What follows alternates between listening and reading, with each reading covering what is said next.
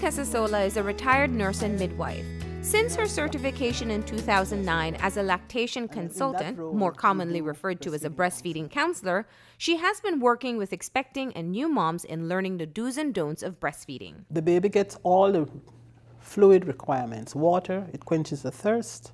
It gets all the body-building amino acids. It gets minerals, it gets vitamins.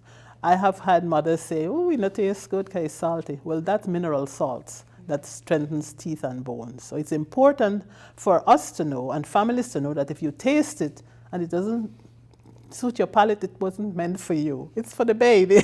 The babies love it and they come back for more, but frequently. Mother must be comfortable and pain-free to begin with, to have success and have the background and education and support. The mother also needs to understand that if it hurts, take it off. Do not tolerate pain. Put your finger in the corner of the baby's mouth, release the seal, reposition, start again. As many times as it takes to get it right. It's like riding the bicycle. Once you know the balance, you'll be fine. According to Nurse Penny, she spends much of her time dispelling common myths, specifically explaining exclusivity and that breastfeeding should be a pain-free experience. Exclusive means that nothing except breast milk is fed to this baby. Either directly, baby at the breast, or expressed breast milk, which is what mothers at work have to do. The biggest challenge is this belief that the baby must learn to suck other things besides the breast, which is strange. Even if they express the milk, we advocate giving it by cup so the baby does not get nipple confusion, because they can do that and not want to go to the breast. So because I think culturally people are used to a baba saying you can cup feed this baby from birth, it's like that's a novelty. And also breastfeeding hurts. That's one of the biggest stumbling blocks. Who wants pain, you know? So we have to erase that and explain the reason why we know it doesn't hurt is because if the nipple is well placed in the mouth, it won't hurt. And the hard palate will damage the breast. If the nipple goes all the way to the soft palate, it won't. So deep latch. According to PAHO WHO, research shows that breastfeeding benefits range from reduced infections and improved IQs for babies to lower risk of breast and ovarian cancer in mothers. With so many benefits for mom and baby, why are we only at 14% exclusive breastfeeding in Belize? If you look at history, that's where they fell down. The statistics on breastfeeding fell when women started working, and to the extent that they work now. And so they quit because they're separated from the baby. If you're not emptying the breast on a regular basis, the breast will not produce the milk that the baby needs. So it is so very important for that working mother to get all the protection that she can. And that is part of the ILO convention. For working mom Venetia X. Salazar, there were several reasons as to why breastfeeding proved difficult. Well, first of all, when going back to work, the first day or maybe even the week or the entire month, you feel a sort of guilt that you have to leave the child or leave the baby at home. So with that comes stress. We're not even talking about breastfeeding as yet.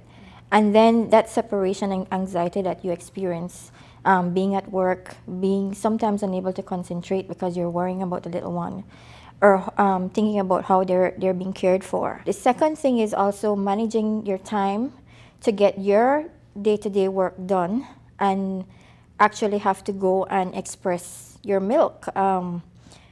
There's certain times if you're chairing a meeting, you can't just literally get up and say, okay, I'll be back in 20 minutes. So you can do it when the time permits. And hopefully, if you're able to manage your time adequately, you could get it done. You're also dealing too with a mother who is tired. So besides managing the home, besides managing this new person in your life and the body changes, etc., I think the support mechanism that exists or should exist would be important. The working mom must also make time to express the breast milk during the day.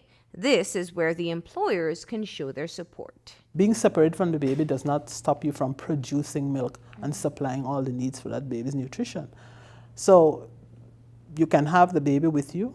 In some cases, one of the ILO Convention 183 allows for mothers to get breaks to go and feed their babies at home or have the babies brought to them or express the milk in a safe place, which is not a bathroom, and take it home. I had to attend a meeting in Barbados with the first child, right? It's like the week after going back from work. And, well, you know our policies, well, the airline policies, you can't carry liquids. And so it really pained my heart that I'd have to go upstairs in the hotel, express the milk and throw it away, really, because you can't really store that and bring it back. It's things like that, and the separation anxiety from your baby that I think mothers really would need to adjust to. It's not a total, it's not unmanageable, but it definitely adds to the stress level.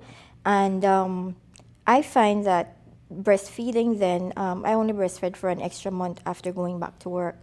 And I think had I managed that situation better, maybe I could have done it for a longer time. But I've seen too where mothers, I know of friends who breastfed like for almost a year or more, commuting to Belmopan, their work environment accommodating for that, having a separate area to breastfeed or to express milk separately or privately. I think more and more people or more firms in the business community who are that are accommodating basically to give you time off to go and breastfeed. Studies show that by accommodating breastfeeding moms, employers also benefit from having greater employee loyalty, reduced absenteeism as breastfed babies get sick less often, employee retention, and improved productivity.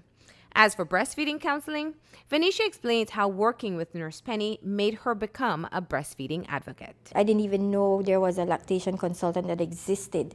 First of all, that definition, and second of all, one in Belize. It was Dr. Tracy Nicholas who recommended her, and she came to my home, I think at the eve of Easter when Bianca was born, and incredible help, incredible support. Even to teach you how to hold the baby. I was doing it all wrong the first time, and just conveying that confidence that you know you have inside you, and to tell you that you can do it, and knowing that other mothers have done it, and you can do it as well. In all primary care centers in the districts and Matron Roberts in Belize City have been certified as baby friendly, so they have that knowledge. And if they are overwhelmed, they can always call for a backup, for help to come in. I was able to at least have more confidence in breastfeeding and to be more of an advocate for the actual breastfeeding to other mothers as well.